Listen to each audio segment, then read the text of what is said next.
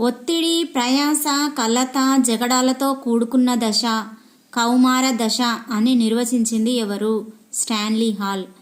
ఈ క్రింది వానిలో కౌమార దశ లక్షణం కానిది. ఆన్సర్ సంఘర్షణల పరిపక్వత. నెక్స్ట్ వన్, కౌమార దశ ఉద్వేగాలలో రెండు ముఖ్య లక్షణాలను గుర్తించండి. బి. ఉద్వేగాలను రేకెత్తించి ఉద్వేగాలలో మార్పు, ఉద్వేగాలని వ్యక్తపరచడంలో మార్పు. కౌమార దశలో మానసిక వికాసానికి సంబంధించి సరికాని దానిని గుర్తించండి. శారీరక మార్పులు తీవ్రంగా జరుగుతాయి. కౌమార విద్య ప్రధాన ఉద్దేశం గుర్తించండి. సరైన మార్గదర్శకత్వం, ప్రేరణ అందించడం.